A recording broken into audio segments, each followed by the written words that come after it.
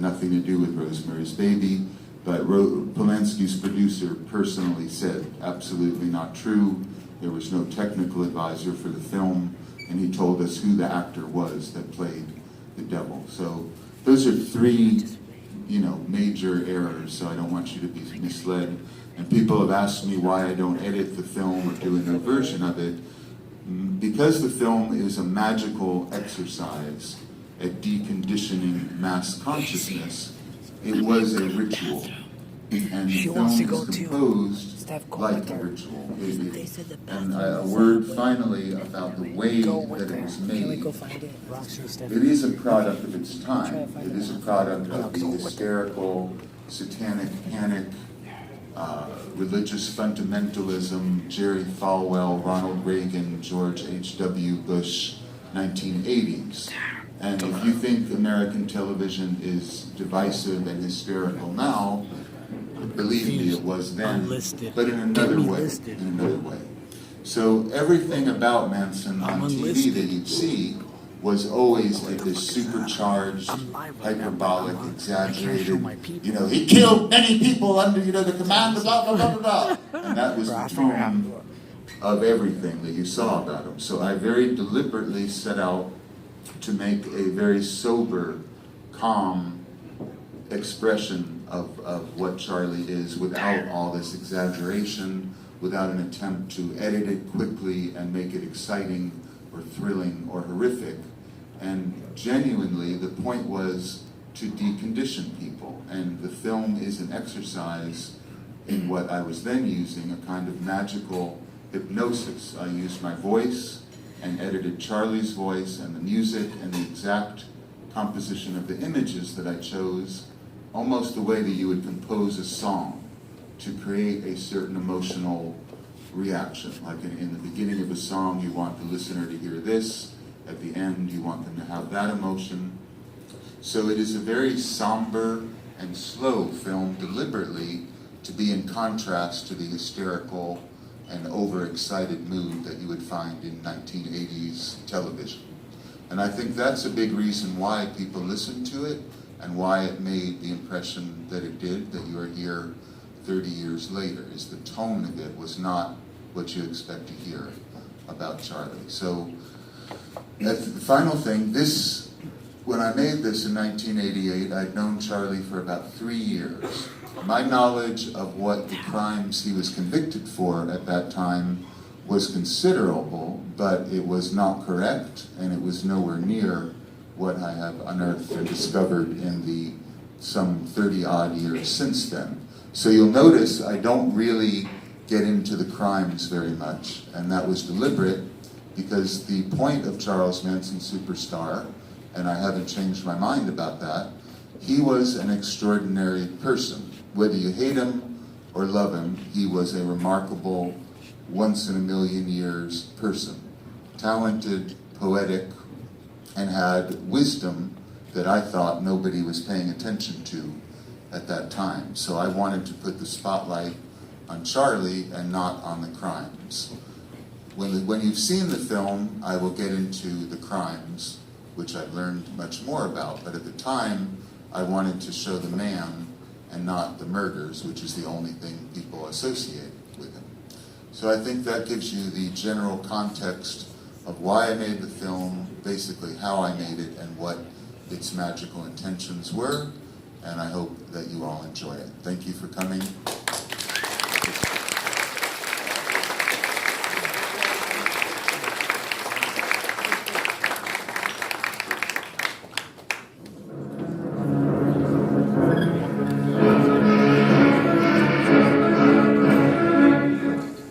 The time grid we know as August 8th to 9th has always been a magnet for events of savage purification. On August 9th, 1945, an atomic bomb was dropped on Nagasaki, Japan, thus bringing the second to its apocalyptic finale. The was also held on August 8th. August 8th, 1907 is the birthday of Edward Gein, the notorious Wisconsin ghoul. whose cannibal exploits inspired the film Psycho. On August 8, 1914, Hitler's friend Unity Mitford, the British fascist who worked for an alliance between Germany and England, was born. On August 8, 1985, the Los Angeles Police Department first announced to a terrified public that the Night Stalker, a satanic serial killer, was haunting that city. On August 8, 1974, Richard Milhouse Nixon became the first president in United States history to resign. On August 8, 1969, Disneyland in Anaheim, California, opened the doors of its popular attraction, the Haunted Mansion. Later that same evening, August 8, 1969, at another mansion in Bel Air, California, 5 persons were slain, including the film actress Sharon Tate. The next evening, August 9, 1969, the murders continued when a grocer, Lino LaBianca, and his wife were slain at their home on 3301 Waverly, formerly the residence of Walt Disney. These murders brought the 60s to an end. In that year of fear, 1969, a myth was born that continues to fascinate the world. A man named Charles Manson and other members of his family were arrested in Death Valley and brought to trial for these murders. After the 20-year barrage of books, TV movies, magazines, lies, distortions, one may well wonder, is there any... Manson is crazy, it is said, because he believes that he is Jesus Christ. Behind this cartoon conception is a more complicated cosmology than has been previously understood. And then you see Jesus and you see Christ as being a little God, partner. Because I had the altars of the Druids long before the cross came. And the altars of the Druids will be there long after the cross is gone. Whether the Christians like to accept it or not, he did what I'm saying. The cross came by and passed by my window, and I seen it go by, and I said, oh, Christ was a little God.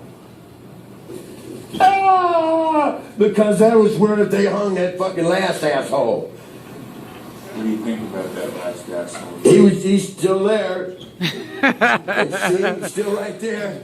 Nothing's changed. It's right now, down, and then it's right now. You dig? And I'm not going back over there. Fuck them assholes. Manson's use of Christian terminology may have been inspired by a man who once walked a similar path. Francis Penovic was a burglar, con man, and petty criminal who had spent much time in prison before he changed his name to Krishna Venta in 1948 and announced that he was the Christ Everlasting. In the 50s, Krishna Venta built his Fountain of the World commune in the Santa Susana Mountains, not far from the Spahn Ranch where Manson and his family would settle over a decade later. Like Manson, Krishna Venta's following consisted mostly of young female disciples. They were given different colors according to their temperament and aptitudes, much like Charlie's rainbow. Krishna Venta was killed in 1958 in a dynamite blast ignited by a jealous husband who disapproved of the guru's sexual teachings, but his legend lingered in the area to inspire Manson to attempt to take over the cult years later. Atop this skull-like rock formation at Fountain of the World, Manson held crucifixion rituals that culminated in family orgies. At one time during his Hollywood period, Manson was hired as technical advisor for a Universal Studios film project concerning the second coming of Christ. When Charlie learned that the producers intended to portray Christ as black, he abandoned the project. You see, now, every time I come down off of this, you don't like me. Then I'm a no good son of a bitch. Because then I put a piece of steel right there on my leg, And as soon as I can cut anything with any place I want to cut it. And I live within the sphere of me. I don't push it off on nobody else. You take the most holy man they got, you dig, and treat him as worse as they can. Degrade him, drag him through all kinds of shit, spit on him, cuss him, just do everything, and then turn around and go to church and worship him on Sunday and think you're going to get away with it. Don't work that way. And yet, for all of Manson's identification as man's son, the son of man, the archetypal figure of the hanged man or the slain king, he is perhaps more commonly identified with the opposite force in nature. You know, I mean, they preach it, but they don't believe it. I believe it. I don't preach it, but I know it. It's a reality. It's a reality. Jesus Christ is a reality. And so is that other guy.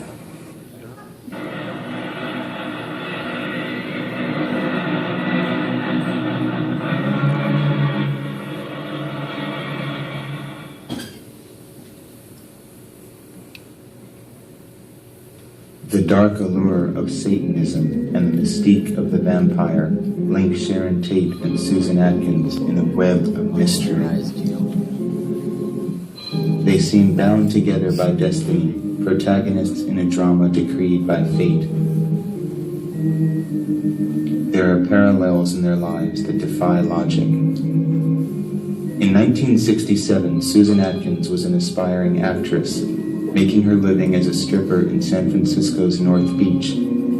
Strangely enough, she worked under the pseudonym of Sharon King. She was hired by Anton Szandor LaVey, the high priest of the Church of Satan, to play the part of a vampire in a topless witches revue held at a San Francisco nightclub. Atkins had written of this performance. I was the perfect sexy vampire, ready for my casket lying at the center of the stage. I knew I'd never be able to get into that casket for real without getting stoned. I popped the acid tab into my mouth. I had shaken several people when I had risen from the casket and pointed a long, blood-red fingernail at the audience and marked them as my next victims. The same year that Susan Atkins made her debut as a vampire, Sharon Tate was cast by her husband-to-be, Roman Polanski, as a vampire's victim in his film The Dance of the Vampires. In the film, Tate's character is referred to as a sacrifice to Lucifer.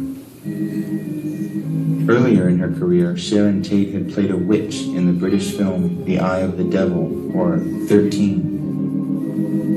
During this film, Tate began a brief period of dabbling with white witchcraft. She was initiated into the coven of Alex Sanders, self-proclaimed king of the witches, by High Priestess Maxine Sanders. The ritual was held in Tate's dressing room trailer on the set of the film. If Sharon Tate was fascinated with the more benign aspects of the occult, Susan Atkins held a similar short-lived dalliance with black magic. Here she is seen in the ritual chamber of the Church of Satan with founder LaVey. Perhaps it was inevitable that Sharon Tate and Susan Atkins, both dilettantes in the opposite extremes of occultism, would finally meet in 1969. It is alleged that Susan Atkins licked the blood of Sharon Tate off her fingers that night before leaving something witchy on the wall, reenacting their previous roles as vampire and vampire's victim. At the approximate time of Sharon Tate's murder, 12:30 a.m., the TV guide for August 8, 69, reveals that a film entitled The Vampire's Ghost was broadcast over the airwaves. There are other oblique links between Anton LaVey's Church of Satan and the Manson phenomenon. On the very night of the Tate murders, Anton LaVey performed a rite in the same ritual chamber where Susan Atkins had once posed. This ritual was entitled The Riding Forth, and its purpose, according to LaVey, a strict advocate of law and order who despised the 60s lifestyle, was essentially to cast a curse upon the hippie movement. Part of the invocation read that night, "Beware, you psychedelic vermin. Your smug pomposity with its thin disguise of tolerance will serve you no longer. We know your mark and recognize it well. We walk the night as the villains no longer. Our steeds awake and their eyes are ablaze with the fires of hell." Unknown to LaVey, while his sorceries were underway in San Francisco, the killings that would bring the 60s to a screeching halt were being carried out in Los Angeles.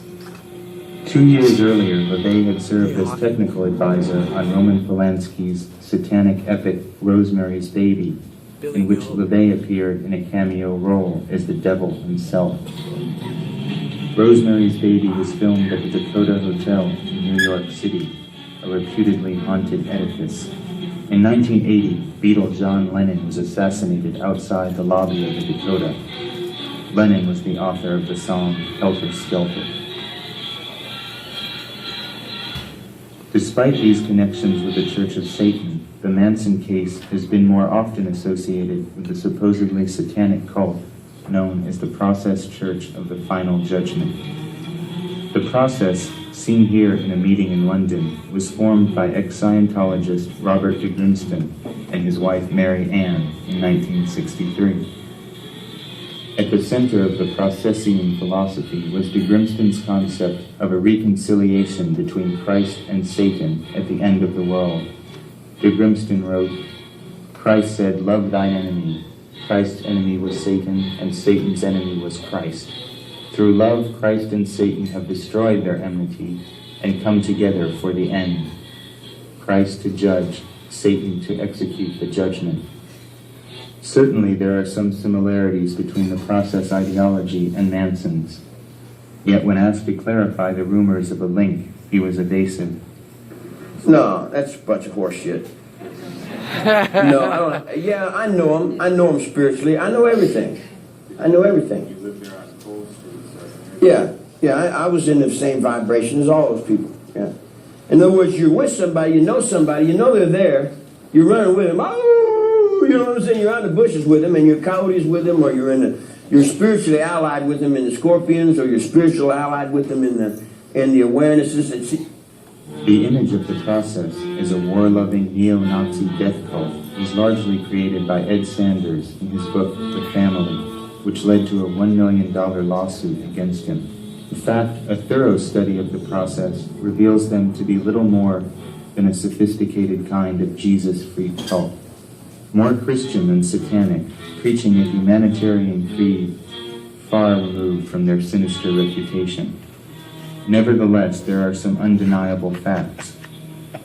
The family did, for a time, reside near Process headquarters on Cole Street in San Francisco. Manson did contribute an essay to the Process magazine. It is also alleged that 2 members of the cult visited Manson in LA County Jail at the time of his trial. While Manson may be locked in prison, he claims to send his thought out into the world to do his bidding in the form of these emissaries made of string. These fetishistic snakes, spiders, scorpions, and masks have been sent by Manson to friends and enemies alike, along with instructions as to how to bring them to life. Says their creator, "I sit in my cell and sing and make little dolls on a string, and I send them out to do little jobs. I give them names, I give them a little personality."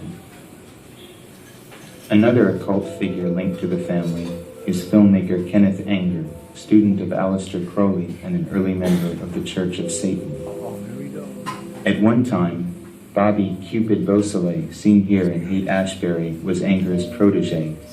Anger dubbed Beausoleil Lucifer and starred him in that role in his ill-fated project Lucifer Rising. When the two had a falling out, Beausoleil is reputed to have stolen Anger's film and buried it in Death Valley, asking for a ransom. Anger is said to have replied by placing a curse upon his fallen angel. After his incarceration for the murder of Gary Hinman, Beausoleil composed a soundtrack for Anger's second version of Lucifer Rising. Seen here is Anger's Stationery, which still features artwork by Beausoleil. Satan means whatever I'm looking at, whatever I want it to mean. It's on my forehead. It's me if I can get up on that highway. It's me trying to save my air, my water, my trees, my wildlife. It's me on that cameraman. It's me right there in his watch. It's me in his brain. It's me right there on his ears. And when he shaves in the morning, I'm sitting right up underneath his razor. You dig? It's everything that human beings don't understand. It's all their fears. It's what they're not sure of. You dig what I'm saying?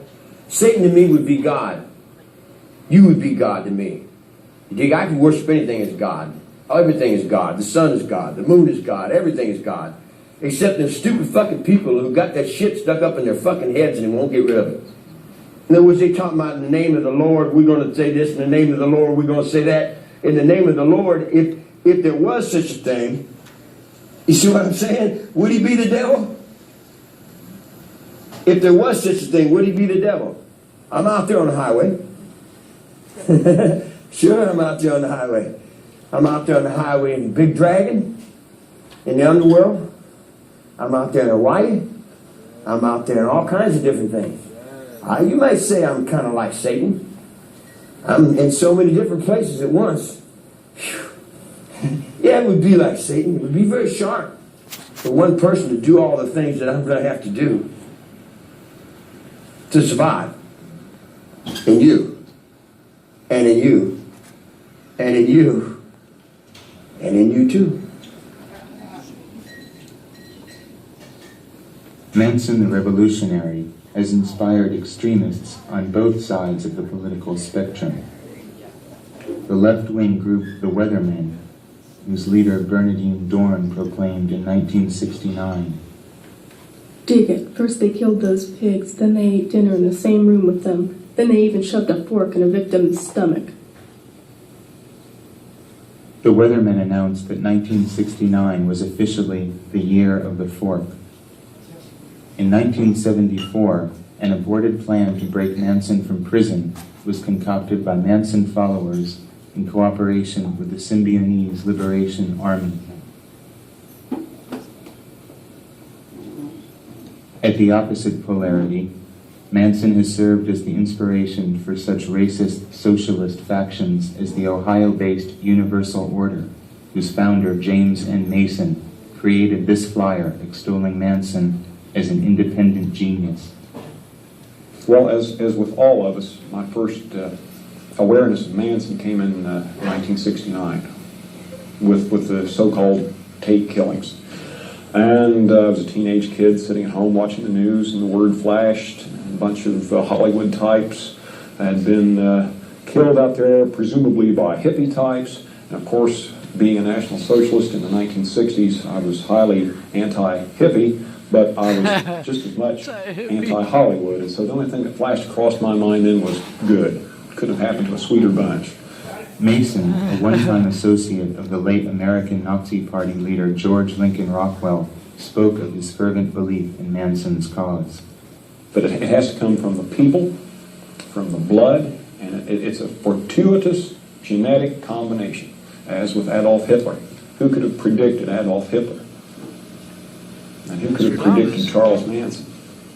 Coming from, a 16-year-old runaway, unwed girl in Kentucky and West Virginia, no education, and look at the impact he has today. Leader is a convenient term, and so is family, but we have to stay with what can be most readily understood. Manson gave the people around him what they needed most. This is what they accuse Hitler of doing in his speeches, touching every wound in the raw. He can have an audience of 100,000 and reach every member of that audience independently, separately. And Manson did the same thing. Manson designed this logo for the universal order, but clearly separates himself from the fray of left-right dichotomy. I wish you'd send James a copy of this and tell him if he had them swords, I just reach and take them swords and I break them and pull them down on his feet. You dig what I'm saying? And I tell him, now stand attention when I'm talking to you. That's where it comes from. It didn't come from no fucking book. Stand up or I'll knock your fucking brains out. You dig what I'm saying? Handcuff the son of a bitch down there and let me I'll show you how I interrogate the motherfucker. You dig what I'm saying? I'll interrogate you. I'll reach in your brain and pull your fucking soul out and throw it on the floor. I'm tired of this bullshit, you dig? And all these people that run around and play acting like hoo-hoo gaga and playing all that shit, they better get in line or get off the motherfucker. You dig what I'm saying? Lynette Fromm has written, As for Manson's revolutionary right-wing cause, I believe that if Manson had wings, he'd have at least two of them, and a substantial soul self in the center. Indeed, Manson's vision of order in the world surpasses any simple political solution. And Jackson wants to run to be president. Man, you better hope somebody wants to be president. You dig what I'm saying? But who in the hell would want to be? Can you conceive of what kind of brain would want to leave these fucking rook scoops out there? And, because there's no communication with them. You dig? If you took a horsewhip and beat them, they still wouldn't understand what the hell you're talking about because there's no intelligence there, man. Oh, man. Yeah. They'll pray for Hitler to come back.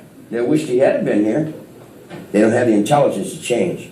Once you get them, they go, the rest of their life, They'll do that for a paycheck, You tell them, don't do that anymore, and they go, There's no communication. Tell them to stop doing that. And they'll go, I said, stop it. And they'll go, and you cut someone's fucking throat and throw blood in their face. And they'll go, You see what I'm saying? In other words, there's just no intelligence, man. Not on that level. Not on that level, I don't. No. That's not mankind. That's not intelligence. It's not even beast. They don't have the intelligence of a zoo. Now they're all running from Jackson, right? They're all making excuses. They don't want to give him this driver's seat, do they, huh? And I'm laughing like crazy, man. Because I think when he goes up there and says, well, now, what have we got here? He's going to find out he's got a fucking bunch of bullshit there, too. Makes no difference what they call you. I call you the Boosku. You're the commander of Mamscam. What does that mean? You still got to live with what you do. You dig? Well, evil. In order to put this world into order, how much evil do you think would have to be? You see what I'm saying? In other words, just to think world peace up underneath these incompetent fucking assholes that run these places. You dig what I'm saying? What kind of man you think would have that in his head?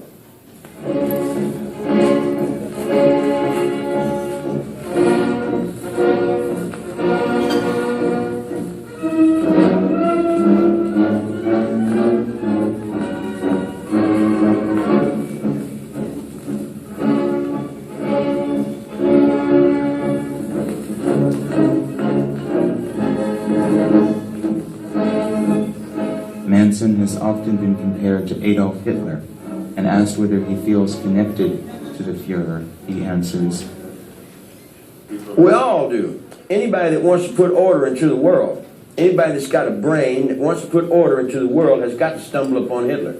Because Hitler started putting order into the world. And when he started putting order into the world, it threw him out and overwhelmed him. It was too big for him. He couldn't do it. You dig? Nowadays, it's a different computer. It's a different world. It's a different thought. Nowadays, you don't need all that explosive power. You can do it on your computers with your buttons and stuff, with your aids and babes, and with your biscuit berets and I just think he was going in his time doing his shit, whatever. So you don't have any other choice. Once you get order in yourself, then you got to reach the order in your own household, in your own family, in your own kin, in your own kind. You got to reach that order. You can't go, I can't go and tell this man something until I can tell me something. If I'm right within me, then I can tell him what's right within what I think. But each man has to be right within what he thinks, dig? I can't make another man right. The other man got to be right with himself.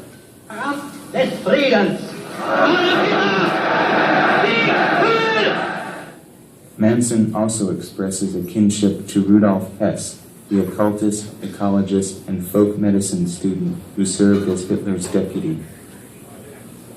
Hess died under mysterious circumstances in Berlin's Spandau prison after decades of incarceration as a war criminal.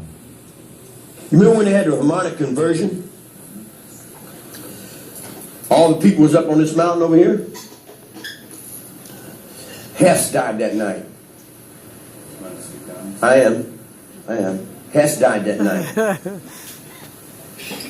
When Hess died that night, that put me longer in prison than anybody in the world. Hess was always longer than me.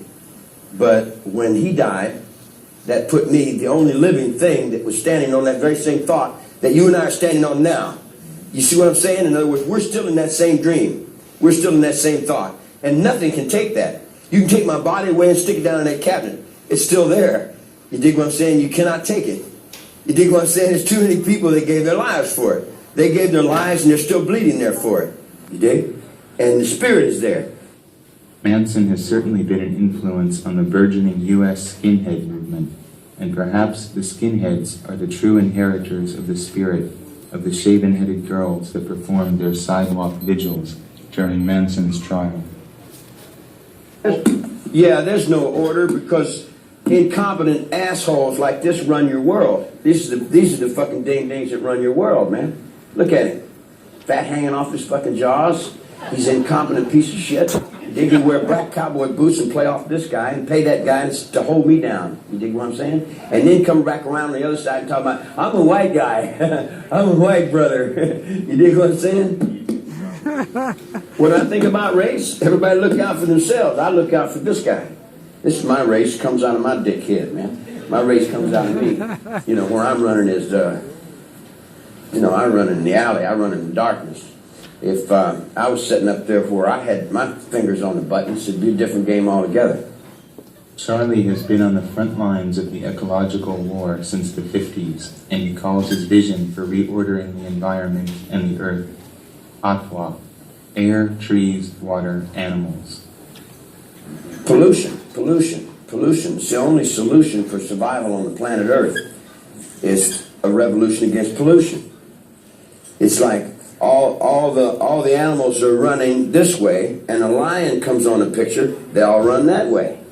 All the animals are all divided all up, all the people are out there playing all these games. A bigger fear comes, they all get together and they all run in one direction. The peace plan is Schultz and all them guys are playing in the Middle East. It doesn't have any fear in it. It doesn't mean anything. It's a bunch of fucking old assholes talking about old rhetoric, you know. The fear is you'll do it or die. It's that simple. In other words, the ways of animals I identify with more than I do with the ways of humans. Humans are pretty stupid. Humans won't survive. Humans ain't going to survive. Not the way they're going. Yeah.